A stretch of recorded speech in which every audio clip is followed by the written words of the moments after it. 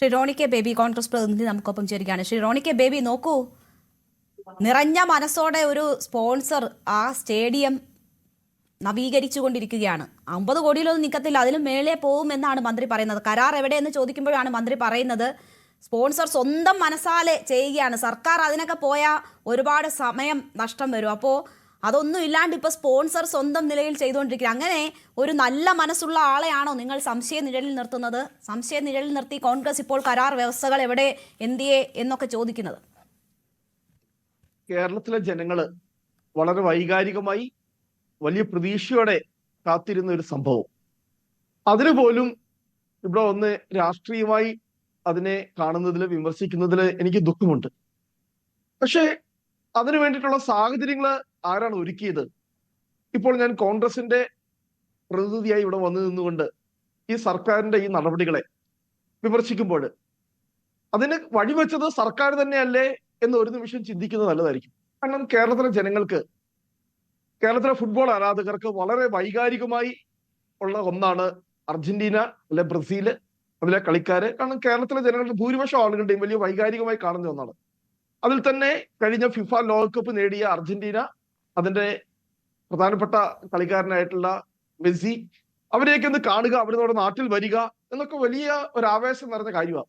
കൊച്ചു കുട്ടികൾ ഉൾപ്പെടെ, നമ്മുടെയൊക്കെ നാട്ടിലുള്ള കൊച്ചു കുട്ടികൾ, 6, 7, 8 വയസ്സുള്ള കുട്ടികൾ പോലും ഞങ്ങളെ കൂടെ കൊണ്ടുപോകണം, മെസ്സി വരുമ്പോൾ കാണാനൊരു അവസരം നൽകണം, അല്ലെങ്കിൽ എങ്ങനെയൊരു ടിക്കറ്റ് സംഘടിപ്പിച്ച് തരണമൊക്കെ വലിയ ആവേശത്തോടെ സംസാരിക്കുമ്പോൾ എത്ര പ്രതീക്ഷയോടെയാണ് നമ്മുടെ കേരളം അത് കാത്തിരുന്നത്. പക്ഷെ ഇപ്പോൾ ആന്റോ അഗസ്റ്റിൻ എന്ന ഇതിന്റെ സ്പോൺസർ, അതായത് പേരെടുത്ത് പറഞ്ഞതിൽ തന്നെ അതിനകത്ത് തെറ്റുണ്ട് എന്ന് എനിക്ക് കരുതുന്നില്ല. കാരണം ബഹുമാനപ്പെട്ട പിണറായി വിജയൻ അദ്ദേഹം മുഖ്യമന്ത്രി അധികാരത്തിലേറ്റപ്പോൾ ആദ്യം തീരുമാനിച്ചത് അവതാരങ്ങളെയൊക്കെ ഭരണത്തിൽ നിന്ന് മാറ്റി നിർത്തും, അവതാരങ്ങളെയും അല്ലെങ്കിൽ അതിന്റെ മറ്റൊരു പതിപ്പായിട്ടുള്ള സ്പോൺസർമാരെയും. ഇപ്പോൾ എല്ലാത്തിലും ഏതിലും സ്പോൺസർഷിപ്പ് ആണല്ലോ, എന്തിലും ഏതിലും സ്പോൺസറാണ്. അതിന്റെ ഒരു ഭാഗമായിട്ടാണ് ഇപ്പോൾ ഇവിടെ ആന്റോ അഗസ്റ്റിൻ അവതരിച്ചിരിക്കുന്നത്. പക്ഷെ ഒരാളുമായി ഒരു ഡീല് ഉറപ്പിക്കുമ്പോൾ, അല്ലെങ്കിൽ ഒരാൾ നൽകുന്ന വാഗ്ദാനം, അല്ലെങ്കിൽ സ്പോൺസർ എന്ന നിലയിൽ അർജന്റീന ടീമിനെ, മെസ്സിയെ കേരളത്തിൽ കൊണ്ടുവരും എന്ന് വാഗ്ദാനം നൽകുമ്പോൾ എന്താണ് അയാളുടെ ഭൂതകാലം എന്ന് പരിശോധിക്കുവാനുള്ള, അയാളുടെ ട്രാക്ക് റെക്കോർഡ് എന്താണെന്ന് പരിശോധിക്കുവാനുള്ള ഒരു കഴിവെങ്കിലും സംസ്ഥാന സർക്കാരിന് ഉണ്ടാകേണ്ടിയിരുന്നു എന്നാണ് എനിക്കിവിടെ പറയാൻ വേണ്ടി ആഗ്രഹിക്കുന്നത്. കാരണം ഇവിടെ മാംഗോ ഫോൺ എന്ന് പറയുന്ന വലിയ അഴിമതി നമുക്കറിയാം. കേരളത്തിലെ ജനങ്ങളെ എത്ര സമർത്ഥമായി പറ്റിച്ചതാണ്. 2017 300 കോടി രൂപയുടെ വലിയ ഇൻവെസ്റ്റ്മെന്റ് കേരളത്തിൽ വരാൻ പോകുന്നു. കേരളം IT-യുടെ വലിയ ഹബ്ബായി മാറാൻ പോകുന്നു. കേരള സ്മാർട്ട് ഫോണുകളുടെ, ഐഫോണുകളുടെ വലിയ ഹബ്ബായി മാറാൻ പോകുന്നു എന്ന് പറഞ്ഞുകൊണ്ടാണ് ഇവിടെ മാംഗോ ഫോൺ എന്ന് പറഞ്ഞുകൊണ്ട്, അതിന്റെ ആരൊക്കെയായിരുന്നു അതിന്റെ ബ്രാൻഡ് അംബാസഡർമാര്? ഒന്ന് സച്ചിൻ തെണ്ടുൽക്കർ, 2 അമിതാഭ് ബച്ചൻ. അവിടെ വെച്ച് മലയാളികളെ പറ്റിച്ചു. ഇതുവരെ ഒരു ഫോൺ പോലും ഉണ്ടാക്കിയില്ല എന്ന് മാത്രമല്ല, അതിനു വേണ്ടിയിട്ടുള്ള ഒരു യൂണിറ്റ് പോലും ഉണ്ടാക്കാനായിട്ട് ഇവർക്ക് കഴിഞ്ഞില്ല. അതുമാത്രമല്ല, ഇത് ലോഞ്ച് ചെയ്യുമെന്ന് പറഞ്ഞതിന്റെ തൊട്ട് തലേ ദിവസം ഇവരെ, ഈ 2 സഹോദരന്മാരെ ഈ പിന്നെ ED ഉൾപ്പെടെ, പോലീസ് ഉൾപ്പെടെ അറസ്റ്റ് ചെയ്തുകൊണ്ട് പോകുന്ന സാഹചര്യം നമ്മൾ കണ്ടു. അതൊന്ന്. 2, മുട്ടിൽ അഴിമതി, മരമുറിയുമായി ബന്ധപ്പെട്ട് നമുക്കെല്ലാം കേരളം വലിയ രീതിയിൽ ചർച്ച ചെയ്തതാണ്. അവിടുത്തെ പാവപ്പെട്ട ആദിവാസികളെയും ഏറ്റവും സാധാരണക്കാര ആളുകൾ, അവരുടെ പട്ടയഭൂമി അവരെ പറ്റിച്ചുകൊണ്ട് അവിടുത്തെ വിലപിടിപ്പുള്ള മരങ്ങൾ മുഴുവൻ മുറിച്ചു മാറ്റിയ വലിയ അഴിമതി. അപ്പോൾ ഒരാളുടെ ക്രെഡിബിലിറ്റി, കാരണം ഇതുപോലെ വലിയ വാഗ്ദാനങ്ങളൊക്കെ നൽകി മുന്നിൽ വരുമ്പോൾ ഒരാൾ പറയുന്ന അയാളുടെ ക്രെഡിബിലിറ്റി എന്ന് പറയുന്നത് വളരെ പ്രധാനപ്പെട്ടതാണ്. അതിനു പകരം കഴിഞ്ഞ ദിവസം നമ്മൾ കണ്ടു, ഇതിനെക്കുറിച്ച് ചോദ്യം ചോദിക്കുമ്പോൾ കേരളത്തിന് ബഹുമാനപ്പെട്ട കായിക വകുപ്പ് മന്ത്രി അദ്ദേഹം പൊട്ടിത്തെറിക്കുകയാണ്. അദ്ദേഹം എന്തിനാണ് ചോദ്യങ്ങൾ ചോദിക്കുന്ന മാധ്യമ പ്രവർത്തകരോട് പൊട്ടിത്തെറിക്കുന്നത്? കാരണം കഴിഞ്ഞ കുറെ കാലങ്ങൾ നമ്മൾ കേട്ടുകൊണ്ടിരിക്കുന്നു, ഇടയ്ക്ക് കേൾക്കും ദാ മെസ്സി വരുന്നു, പിന്നെ കേൾക്കും മെസ്സി വരുന്നില്ല. ഞാനൊരു കാര്യം ഇവിടെ കൃത്യമായി ചോദിക്കട്ടെ, ഏതൊരു തരത്തിലുള്ള ഒരു ഒഫീഷ്യൽ കമ്മ്യൂണിക്കേഷൻ ഇതുമായി ബന്ധപ്പെട്ട് ഒരു ഇമെയിൽ എങ്കിലും ഒന്ന് പുറത്തുവിടാൻ വേണ്ടി ഇദ്ദേഹം തയ്യാറാകണമെന്ന് ഞാനിവിടെ ആവശ്യപ്പെടുക, വെല്ലുവിളിക്കുകയാണ്. ഇതുമായി ബന്ധപ്പെട്ട് ഒന്നെങ്കിൽ ഫിഫയുമായി ബന്ധപ്പെട്ടോ അല്ലെ അർജന്റീനൻ ഫുട്ബോൾ അസോസിയേഷനുമായി ബന്ധപ്പെട്ടോ. ഇപ്പോൾ ഇതിനകത്ത് തന്നെ പരസ്പരം വിരുദ്ധമായ കാര്യങ്ങൾ പറയുന്നു. ഇവിടെ സ്പോൺസർ പറയുന്നു ഫിഫയിൽ നിന്നും ആവശ്യമായിട്ടുള്ള അനുമതി ലഭിച്ചിട്ടില്ല എന്ന് സ്പോൺസർ പറയുന്നു. പക്ഷേ ഇവിടെ നമ്മൾ അർജന്റീനൻ ഫുട്ബോൾ അസോസിയേഷന്റെ ആയി നമ്മൾ കേട്ടത് അതിനാവശ്യമായിട്ടുള്ള ക്രമീകരണങ്ങൾ അവിടെ ഉണ്ടായിട്ടില്ല. മറ്റൊരു കാര്യം മനസ്സിലാക്കണം, ഈ ഡിസംബർ മാസത്തിൽ മെസ്സി വരുന്നുണ്ട്. ഇന്ത്യയിലെ പ്രധാനപ്പെട്ട 4 നഗരങ്ങളിൽ, കൽക്കത്ത, മുംബൈ, അഹമ്മദാബാദ്, ന്യൂഡൽഹി, അതെല്ലാം കൺഫേംഡ് ആണ്. അവിടെയെല്ലാം മെസ്സി വരുന്നു അല്ലെങ്കിൽ അർജന്റീനൻ ടീം വരുന്നു എന്നുള്ളത് കൺഫേംഡ് ആയി. പക്ഷെ എന്നിട്ട് ഇവിടെ കേരളം, അപ്പൊ ഇതിന്റെ അകത്ത് ആരാണ് കുറ്റക്കാര്? ഒന്നെങ്കിൽ നമ്മൾ ഇതിന്റെ അകത്ത് കുറ്റം പറയും, ഒന്നെങ്കിൽ നമ്മൾ ഈ സ്പോൺസറുടെ വീഴ്ച, അദ്ദേഹം ഈ സ്റ്റേഡിയം മുഴുവൻ നവീകരിക്കും, അല്ലെങ്കിൽ ഫിഫ പറയുന്ന മാനദണ്ഡങ്ങളുടെ അടിസ്ഥാനത്തിൽ അത് അനുസരിച്ച് മെസ്സിയെ വേണമെങ്കിൽ മെസ്സിയെ മാത്രം കൊണ്ടുവരാൻ പറ്റുമെങ്കിൽ ഇപ്പോഴും കൊണ്ടുവരാൻ പറ്റുമെന്നാണ് പറയുന്നത്. പക്ഷെ അതല്ല, അതിനപ്പുറത്തുള്ള പ്രതീക്ഷകളാണ് സർക്കാരിനെ സംബന്ധിച്ചുള്ളത്. ഇവിടെ ഒരു സൗഹൃദ മത്സരം നടക്കണം, അത് റാങ്കിങ്ങിലുള്ള ടീമുകൾ തമ്മിലുള്ള സൗഹൃദ മത്സരം നടക്കണം, അതിനുള്ള സാഹചര്യം ഉണ്ടാക്കണം, അത് കേരളത്തിലെ സ്പോർട്സിന് ഗുണകരമാകുന്ന രീതിയിൽ മാറ്റണം എന്നതുകൊണ്ടാണ് ഇത്രയും കാത്തിരിപ്പും ഈ പ്രശ്നങ്ങളും. അല്ല, കാരണം അത് കേരളത്തിന് കൂടി അപമാനമാണ്. കാരണം ഇന്ത്യയിലെ മറ്റു മഹാനഗരങ്ങളൊക്കെ അവിടെയൊക്കെ ഈ പറയുന്ന രീതിയിലുള്ള ക്രൈറ്റീരിയ വെച്ച്, അല്ലെ ഫിഫ പറയുന്ന ക്രൈറ്റീരിയ വെച്ചുള്ള സൗകര്യങ്ങളെല്ലാം ഒരുക്കിയിട്ടുണ്ട്. അതുകൊണ്ടാണല്ലോ ഈ പറയുന്ന ഡിസംബർ മാസത്തിൽ അതിന്റെ ഡേറ്റ് വരെ കൺഫേംഡ് ആയി അവിടെ ഈ പറയുന്ന ഇവരുടെ ടീം എത്തുന്നത്. അപ്പോൾ കേരളത്തിൽ വരാതെ പോകുമ്പോൾ നമ്മൾ ഏറെ കാത്തിരുന്ന, വളരെ ആവേശത്തോടെ കാത്തിരുന്ന ഈ ഈവന്റിന് കേരളത്തിൽ വേദി ഒരുക്കുന്നത് ഇവിടെ ഒരു കൺഫ്യൂഷൻ ഉണ്ട്, അതിനകത്തൊരു ക്ലാരിറ്റി വരുത്തേണ്ടതുണ്ട്. കാരണം ഈ സ്പോൺസർ പറയുന്നു ഫിഫ ഷെഡ്യൂൾ ചെയ്തിട്ടില്ല, അദ്ദേഹം പൂർണ്ണമായും തന്റെ ഭാഗം പ്രൊട്ടക്ട് ചെയ്യുകയാണ്. പക്ഷേ ഇവിടെ അർജന്റീന ഫുട്ബോൾ അസോസിയേഷനായി നമ്മൾ കാണുന്നത്, നമ്മൾ കേട്ടത്, ഏതോ ഒരു പരാമർശം കേട്ടത്, അവിടെ ആവശ്യമായിട്ടുള്ള ക്രമീകരണം ഉണ്ടാക്കിയിട്ടില്ല. അങ്ങനെയെങ്കിൽ ഇവിടെ ഗുരുതരമായ ചോദ്യം ഉയരുകയാണ്, ആരാണ് ഈ വീഴ്ചയ്ക്ക് ഉത്തരവാദി?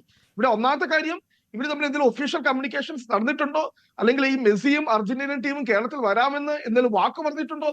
അതിനെക്കുറിച്ച് വലിയ അവ്യക്തതയുണ്ട്. ആദ്യം ഒക്കെ നമ്മൾ അതുമായി ബന്ധപ്പെട്ടുള്ള വാർത്തകൾ കേട്ടിരുന്നു. ഇതിനകത്ത് വലിയ ആശയക്കുഴപ്പമുണ്ട്. ഈ അർജന്റീനൻ ഫുട്ബോൾ ടീം അങ്ങനെ ഒരു നമ്മളോടൊരു കമ്മിറ്റ്മെന്റ് നൽകിയിട്ടുണ്ടോ, ഞങ്ങൾ വരാം അല്ലെങ്കിൽ എന്ന് നമുക്കൊരു കമ്മിറ്റ്മെന്റ് തന്നിട്ടുണ്ടോ?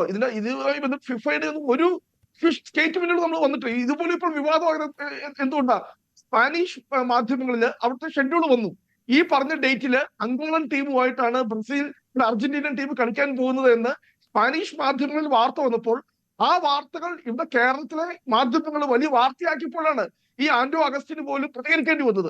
ഇതുവരെ അതിനെക്കുറിച്ച് അദ്ദേഹം വളരെ കുറ്റകരമായിട്ടുള്ള മൗനം പുലർത്തുകയായിരുന്നു. അദ്ദേഹം ഇത് മൂടി വെക്കുകയായിരുന്നു. ഒന്നെങ്കിൽ അദ്ദേഹത്തിന് ഇതിനെക്കുറിച്ച് ഒരു ധാരണയുമില്ല, അല്ലെങ്കിൽ ഒരു ഒഫീഷ്യൽ കമ്മ്യൂണിക്കേഷൻ നടത്തുന്നില്ല. മാംഗോ ഫോൺ സംവിധാനം പോലെ കേരളത്തിലെ ജനങ്ങളെ വീണ്ടും വിഡ്ഢികളാക്കാൻ വേണ്ടിയിട്ടുള്ള മറ്റൊരു ശ്രമമാണ് ഇതിനകത്ത് നടക്കുന്നത്. ഞാൻ വളരെ കൃത്യമായി പറയുന്നത്, ഇപ്പോഴും ഈ സർക്കാർ അല്ലെങ്കിൽ ബഹുമാനപ്പെട്ട കായിക വകുപ്പ് മന്ത്രി അദ്ദേഹം വീണ്ടും ഇദ്ദേഹത്തെ സംരക്ഷിച്ചുകൊണ്ടാണ് സംസാരിക്കുന്നത്. തീർച്ചയായും അദ്ദേഹത്തെ സംബന്ധിച്ച് സ്പോൺസറുടെ ഭാഗത്തു നിന്ന് എന്തെങ്കിലും വീഴ്ചകൾ സംഭവിച്ചതായിട്ടോ അല്ലെങ്കിൽ സ്പോൺസർ ഏതെങ്കിലും തരത്തിലുള്ള പ്രശ്നങ്ങൾ സൃഷ്ടിച്ചതായിട്ടോ ഒന്നും ഒരഭിപ്രായവുമില്ല. മാത്രവുമല്ല, സ്പോൺസർ സ്വന്തം റിസ്ക് പ്രകാരം ആ സ്റ്റേഡിയം നവീകരിക്കുന്നതിൽ അദ്ദേഹത്തിന് വലിയ കടപ്പാടുള്ള രീതിയിലാണ് അദ്ദേഹം സംസാരിക്കുന്നത്. മാത്രവുമല്ല, എല്ലാ ശ്രമങ്ങളും ഇനിയും കൊണ്ടുവരാൻ അദ്ദേഹത്തിന്റെ ഭാഗത്തു നിന്നുണ്ട്. മാത്രവുമല്ല, മാച്ച് ഫീ തിരിച്ചു വാങ്ങാനല്ല നോക്കുന്നത്, ഇനിയും കൊണ്ടുവരാനല്ലേ ശ്രമിക്കുന്നത് തുടങ്ങിയ വളരെ പോസിറ്റീവായ നിലയിലുള്ള പ്രതികരണങ്ങളാണ് സ്പോൺസറുമായി ബന്ധപ്പെട്ട് മന്ത്രി നടത്തുന്നത്. എനിക്കിവിടെ വളരെ സ്പെസിഫിക് ആയി കോൺഗ്രസ് പ്രതിനിധിയോട് ചോദിക്കാനുള്ളത്, എന്തൊക്കെയാണ് ഈ വിഷയവുമായി ബന്ധപ്പെട്ട് നിങ്ങൾ ആവശ്യപ്പെടുന്നത്? കരാർ ഉണ്ടോ, അതിന്റെ വ്യവസ്ഥകൾ പുറത്തുവിടണം എന്നതിനപ്പുറം എന്തെങ്കിലും, അതിനുമപ്പുറം എന്തെങ്കിലും കാര്യങ്ങൾ നിങ്ങൾ ഇതിൽ സംശയിക്കുന്നുണ്ടോ, ആവശ്യപ്പെടുന്നുണ്ടോ? ഇതിന്റെ അകത്തെല്ലാം ഒരു വലിയ പുകമറ ഇപ്പോൾ നിലനിൽക്കുക. ഞാൻ പറഞ്ഞതുപോലെ ഇവർ തമ്മിൽ നടത്തിയിരിക്കുന്ന ഒഫീഷ്യൽ കമ്മ്യൂണിക്കേഷൻ, എന്തെങ്കിലും തരത്തിലുള്ള ഒഫീഷ്യൽ കമ്മ്യൂണിക്കേഷൻസ് ഉണ്ടെങ്കിൽ നിങ്ങൾ അത് പുറത്തുവിടുക. ഞാനോട് വെല്ലുവിളിക്കുക. കാരണം ഇതെന്ന് പറഞ്ഞാൽ ചുമ്മാ അങ്ങോട്ടും ഇങ്ങോട്ടും ഉള്ള സംസാരങ്ങളല്ലല്ലോ, ഇതിനകത്ത് ഒഫീഷ്യൽ ഡോക്യുമെന്റ്സ് ഉണ്ടാവുമല്ലോ. ഒന്നെങ്കിൽ ഇവർ തമ്മിൽ അങ്ങോട്ടും ഇങ്ങോട്ടും നടത്തിയിരുന്ന കമ്മ്യൂണിക്കേഷൻ ഉള്ള താങ്കൾ ചോദിക്കുന്നത് സ്പോൺസറും സർക്കാരും തമ്മിലുള്ള ആശയവിനിമയത്തിൻ്റെതാണോ? അല്ല, ഞാൻ ഇവര് ഇതിനകത്ത് ഇപ്പം പറയുന്നത് സർക്കാരിന് റോളും ഇല്ലെന്നല്ലേ പറയുന്നത്. സർക്കാർ ഇതിനകത്ത് കയ്യും കെട്ടി മാറി നിൽക്കുകയാണ്. മുഴുവൻ സ്പോൺസറുടെ ഉത്തരവാദിത്തമൊക്കെ മാറ്റിയിരിക്കുകയാണ്. ഈവൻ സ്റ്റേഡിയം നവീകരണം, അതിന്റെ തന്നെ വളരെ ഗുരുതരമായ കുറ്റമുണ്ട്. ഇങ്ങനെ ഒരു സ്പോൺസർക്ക് ഇത് മുഴുവൻ അങ്ങോട്ട് കൊടുത്തുകൊണ്ട് നമ്മൾ ഈ പറയുന്ന ഈ ബാംഗ്ലൂരിൽ ഉണ്ടായ അപകടത്തിന്റെ ഒക്കെ ഒരു പശ്ചാത്തലം നമ്മൾ നോക്കണം. ഇവിടെ ഒന്നും സർക്കാരിന് റോളും ഇല്ലായിരുന്നു. മുഴുവൻ അവിടെയുള്ള ഇതുമായി ബന്ധപ്പെട്ട് വിവിധ വകുപ്പുകളുടെ ഏകോപനങ്ങൾ നടക്കുന്നുണ്ട്. സുരക്ഷയുമായി ബന്ധപ്പെട്ടുള്ള ഒരുക്കങ്ങൾക്കുള്ള സജ്ജീകരണങ്ങൾ, അങ്ങനെ മറ്റ് സർക്കാർ ഒരുക്കേണ്ടുന്ന കാര്യങ്ങളുമായി ബന്ധപ്പെട്ടൊക്കെ വകുപ്പ് തലത്തിലൊക്കെ നടപടികൾ നടക്കുന്നുണ്ട് എന്നതാണ് മിനിസ്റ്റർ ചൂണ്ടിക്കാട്ടിയത്. സ്റ്റേഡിയം നവീകരണം എന്നത് സർക്കാർ ഇടപെടൽ നടത്തിയാൽ ഒരുപാട് കാലതാമസം വരുന്നതാണ് എന്നതാണ് അദ്ദേഹത്തിന്റെ വാക്കുകളിൽ നിന്ന് എനിക്ക് മനസ്സിലായത്. അതുകൊണ്ട് സ്പോൺസർ വളരെ വേഗത്തിൽ ആ പണികൾ നിർവഹിക്കുന്നു എന്നതാണ്. അങ്ങനെയെങ്കിൽ ഒറ്റ കാര്യം ചെയ്യണം. അങ്ങനെ ഒറ്റ കാര്യം, ഈ കേരളത്തിലെ ജനങ്ങളെ ഇങ്ങനെ സംശയത്തിന്റെ മുൾമുനയിൽ നിർത്തരുത്. നിങ്ങൾ ആ കരാർ പുറത്തുവിടണം. കാരണം ഇവിടെ ഇതുമായി ബന്ധപ്പെട്ട് നമുക്ക് ഏത് കാര്യത്തിലും ഒരു കരാറുണ്ട്. ഇപ്പോൾ ഇങ്ങനെ ഇവിടെ അർജന്റീനിയൻ ഫുട്ബോൾ ടീം ഇവിടെ കളിക്കാൻ വരുമെന്ന് ആരൊക്കെ തമ്മിലാണ് കരാർ ഉണ്ടാക്കിയിരിക്കുന്നത്?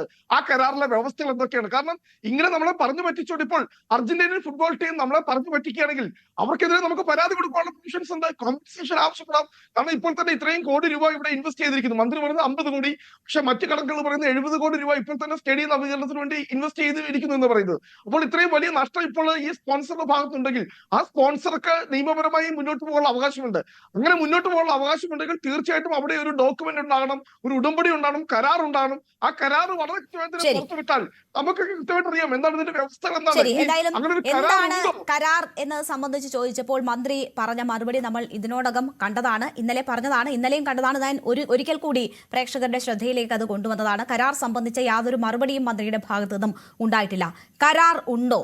എന്തൊക്കെയാണ് വ്യവസ്ഥകൾ? എങ്ങനെയാണ് ചിലവാക്കിയ പണം സ്പോൺസർക്ക് തിരിച്ചു കിട്ടുക? അതിനും അപ്പുറം ഈ സ്റ്റേഡിയത്തിന്റെ പ്രവർത്തനവുമായി ബന്ധപ്പെട്ടോ അവകാശവുമായി ബന്ധപ്പെട്ടോ എന്തെങ്കിലും തരത്തിലുള്ള വ്യവസ്ഥകൾ ഇതുമായി ബന്ധപ്പെട്ടുണ്ടോ തുടങ്ങിയ ഒരുപാട് ചോദ്യങ്ങൾ ഇതുമായി ബന്ധപ്പെട്ട് ഉയരുന്നുണ്ട്. ഇതിനൊക്കെ മറുപടി നൽകേണ്ടത് GCDAയുമായി ബന്ധപ്പെട്ട ആളുകൾ, സർക്കാരിന്റെ ഭാഗമായിട്ടുള്ള ആളുകൾ, പ്രതിനിധികൾ എന്നിവരാണ്. പക്ഷേ CPM പ്രതിനിധി ഈ ചർച്ചയിൽ പങ്കെടുക്കുന്നില്ല എന്നതാണ് ഔദ്യോഗികമായി അവർ അറിയിച്ചത്.